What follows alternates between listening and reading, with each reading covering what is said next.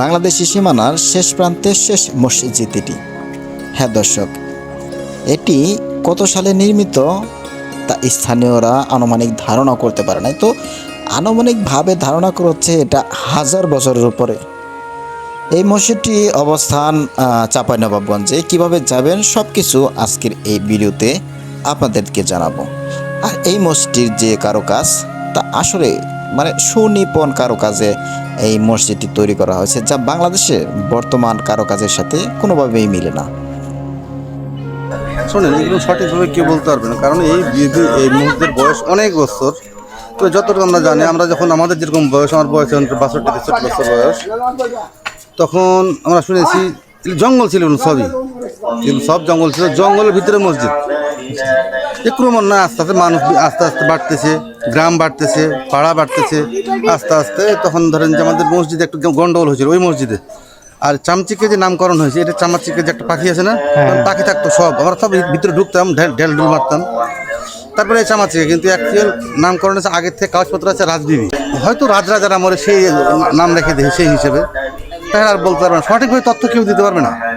আচ্ছা আচ্ছা, এই হলো আর নিয়ম কানুন। তারপরে গন্ডগোল হওয়ার পরে আমার এক দাদা চলে আসে রাগ করে এখানে এই মসজিদে, যেটা পরিষ্কার পরিচ্ছন্ন করে। তখন থেকে তারপরেও মোটামুটি হয়ে গেল, এই মসজিদ আবাদ করাও হয়ে গেল মোটামুটি আজকে প্রায় 40 বছর, 40-42 বছর এই আছে মোটামুটি। আর হিসাব নিকেশ সরকারিভাবে দেখাশোনা করে তো। আচ্ছা আচ্ছা, এগুলো সব তো সরকার করছে। এই মসজিদটা দেখলেন না এখানে, এখানে দেখলেন যে একটা ইট খুলতে পারবেন না, একটা সংযোজন বিয়ের জন্য কোনটাই করতে পারবেন, সব সরকার করতে পারবে। যা আছে এইভাবেই থাকবে। হ্যাঁ, এটা তো আর্কোলজিক্যাল ডিপার্টমেন্টের আন্ডারে এগুলো তো। এই খানিয়াদিঘি মসজিদ বাংলাদেশের একটি ঐতিহাসিক স্থাপত্য, যার অবস্থান চাঁপাইনবাবগঞ্জ জেলার ছোটাচোনা মসজিদের সন্নিকটে।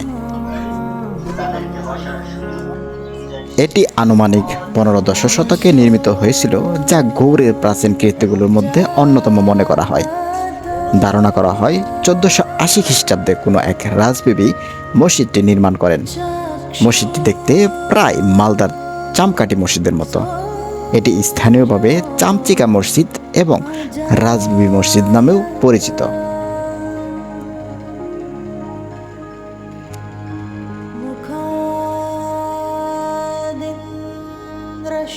এই মসজিদের নির্মাণ শৈলী সুলতানি আমলের।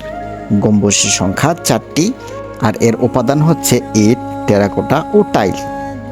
এই মসজিদটি রাজশাহী বিভাগের চাঁপাইনবাবগঞ্জ জেলার শিবগঞ্জ উপজেলায় অবস্থিত।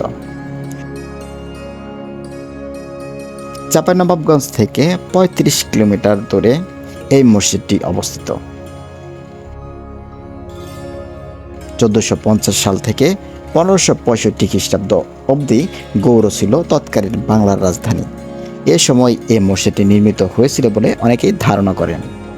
এই মসজিদটির পাশে রয়েছে বিশাল এক দিঘি, যার নাম খানিয়া দিঘি। পরবর্তীতে এই খানিয়া দিঘির নামেই এই মসজিদটি নামকরণ করা হয়।